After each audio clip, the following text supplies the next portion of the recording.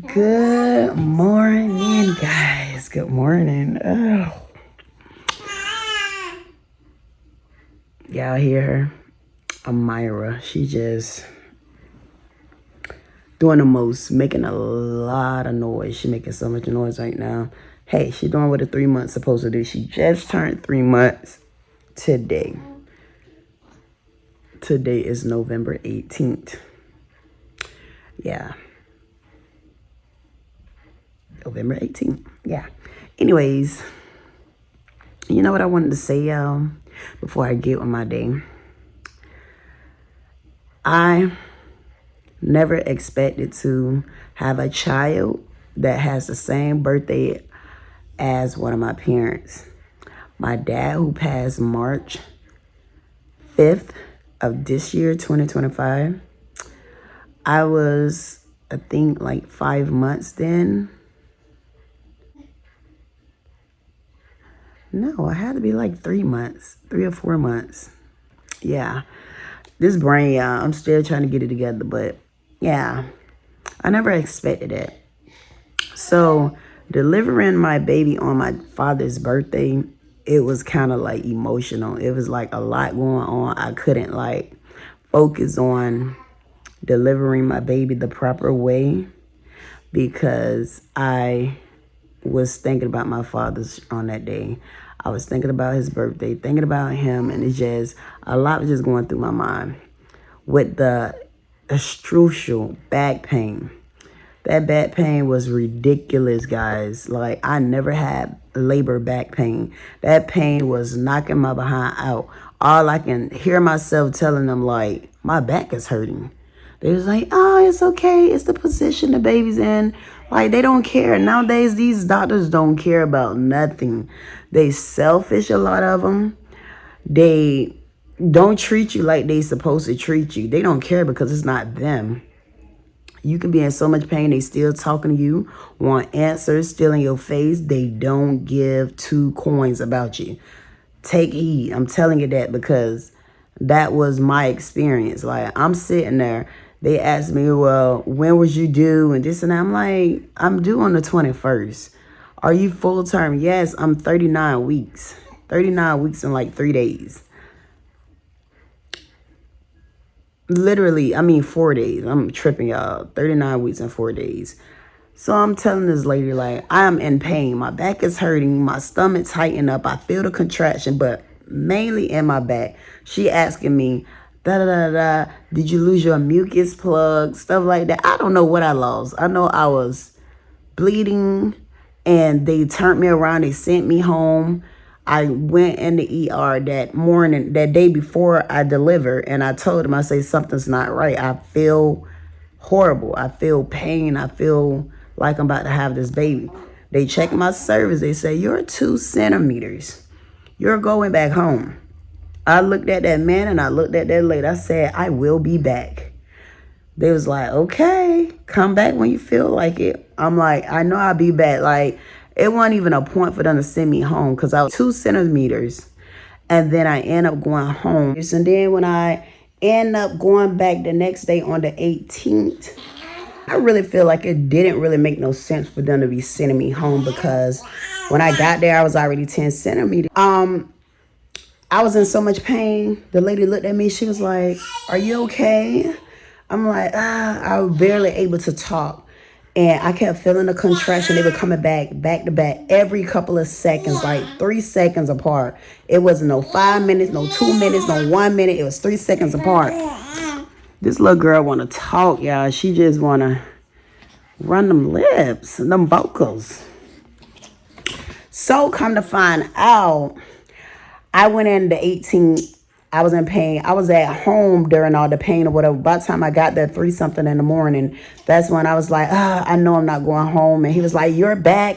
The same man that told me like, oh, go home. I'll see you whenever you reach like a certain centimeter. So I kept saying, I will be back. I was serious. I felt that I was going to be back. So I end up going there. By the time they helped me get out of my gown, because I couldn't do anything on my own that time. I got in my gown. He was like, let's check your cervix. If you over 2 centimeters and you going through this and we're going to see what's going on down there. When I tell you that man eyes got big, he was like, you're 10 centimeters. He put his hand, he couldn't even go far as he's supposed to, or however they check your cervix. He was like, you're 10 centimeters. You're about to have this baby. I'm begging him for the epidural because I'm having so much pain. I'm begging him. I'm like, I'm ready to get the epidural.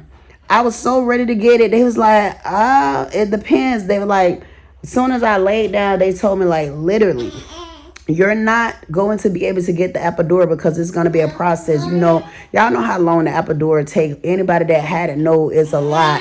Going through what you're going through.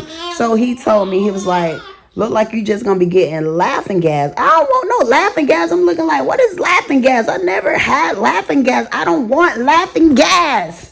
I'm already goofy myself, but during that pain, I'm not trying to laugh. Who trying to laugh? Trying to get you distracted. That's what they trying to do, get you distracted from the pain. But laughing gas was not the beats. I was not about to get no laughing gas. Literally, within them 10 minutes of them coming in and out talking to me, I'm telling them, like, I feel like I got to go to the restroom. I got to go. They thought I was a joke. I said, something is down there, is happening. That lady comes, she was like, oh yeah, she's ready to push. So they turning on all the lights. Remind you, it's 3-something in the morning. That's the same time I made it at 3-something. That's when I delivered my daughter. They be thinking you delusional or something when you telling them like you feel pressure. You know your body. They gonna tell you all the time, oh, it's nothing wrong. You're good. Just breathe. Just this, just that. Don't nobody have time to breathe or whatever. Like, I'm just sitting here telling y'all, like, I feel the difference down there. So my water didn't broke. Remind y'all, it did not break. It broke when the baby head came out. Because the doctor came in, he was like, do we need to bust her water? By the time they were talking about busting my water, the lady jumped back. She was like, oh yeah, the water just broke. I'm just sitting there. I'm like breathing hard. I'm hurrying. It's my back, y'all. I'm going insane. I'm like, it's my freaking back. It's my back. That's all I'm remembering. That's all I remember. Me saying, it's my back. It's my back. It's my back. It's my back. I kept saying, it's my back. So I'm sitting there, one push, she already out. Then I did another push, that baby was out of there. So that means the time I was sitting there making banana pudding that night before, all that bleeding and stuff, and I went in, they sending me home. I said I was already in labor then. So it's literally the next day on the 18th, I had her, y'all. I know it's too much information, TMI, but yeah, y'all, your girl had that baby. She in the background not talking. Yes. I wanted some banana pudding so bad, so I stood up in pain.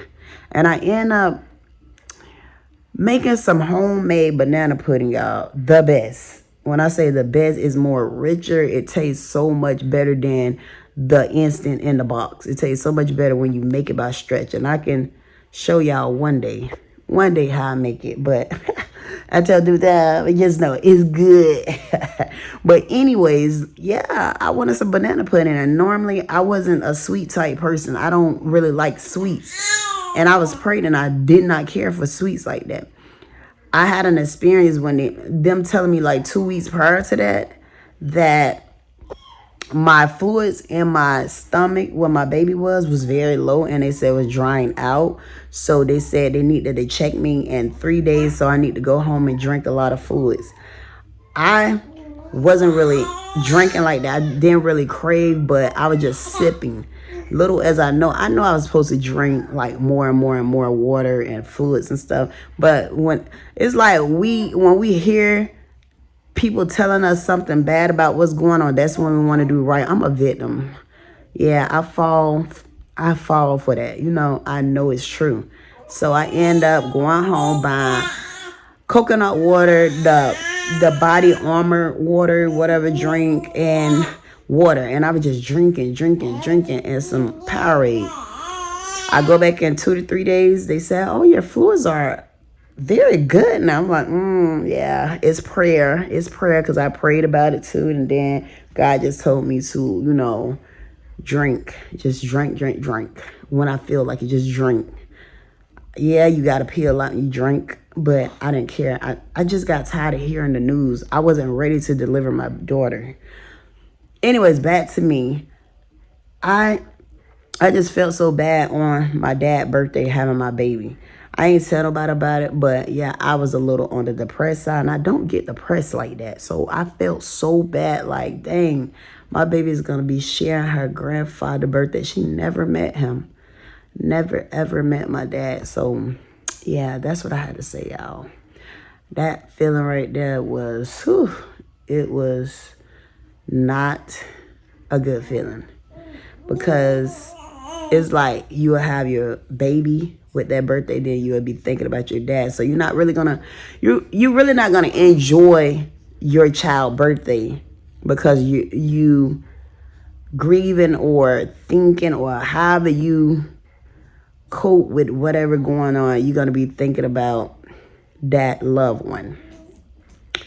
But I explained to her, older she gets, she ain't gonna never understand. She probably will the older she get. But yeah, I was like, let me get on here and talk about that a little bit. These babies are making so much noise right now. My son is up in the room. He just woke up and it's literally about to be 12 in the evening, 12 in the afternoon. And he's just waking up like he a little grown old man.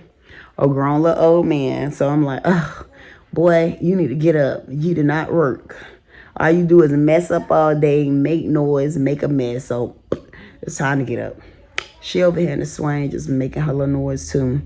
Spitting bubbles, whatever. She teething already. She's 3 months. That's how my son was. He was teething real early.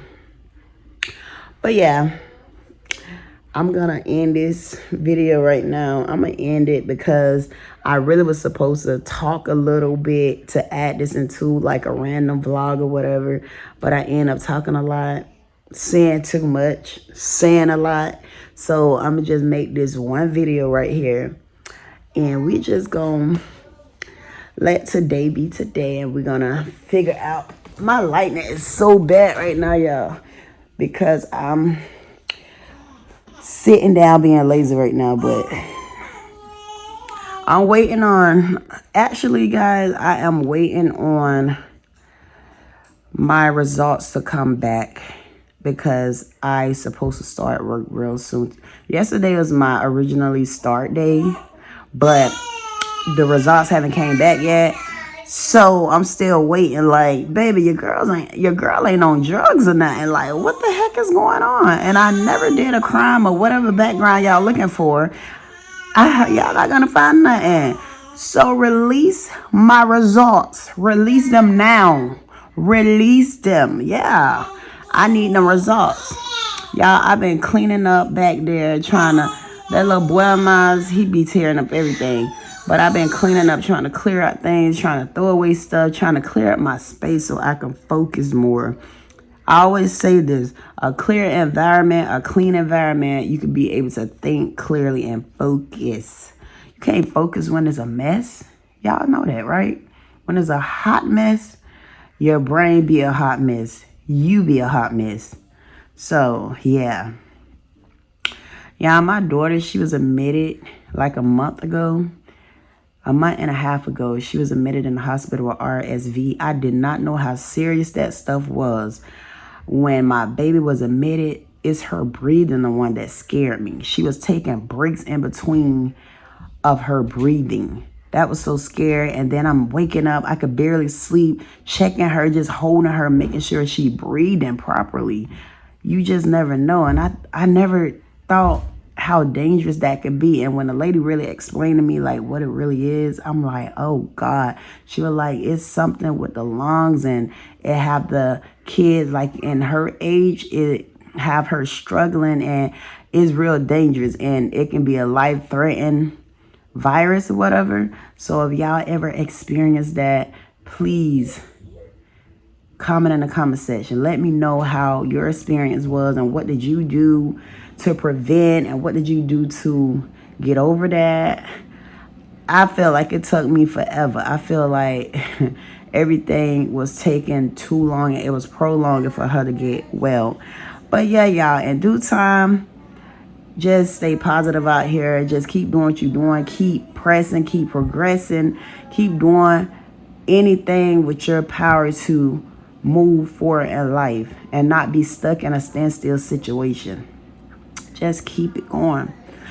And I think that's it I gotta talk about. But yeah, I know this video is rambling. It's a lot going on in this video. I already know. Y'all ain't gotta beat me up about it, okay? Okay. Y'all don't have to do that. But yeah, I just wanted to update y'all on a couple of things. My baby was literally a month old when she had RSV, and it was not a good feeling, not a good experience. And I wouldn't wish that on nobody, not even my enemy, the person who I really don't have an enemy. They try to be an enemy. People try to be your enemy, but I don't wish that on nobody. I don't wish that on nobody child. Innocent kids are innocent. I don't wish that on nobody, not even a grown person, you know. But y'all, take this video for love. Take it for love. And I will see y'all. Y'all, like I said, I just woke up. I brushed my teeth. I halfway washed my face because I just put some water on it. But I will see y'all in my next video. Okay. Bye, y'all. Bye. Bye.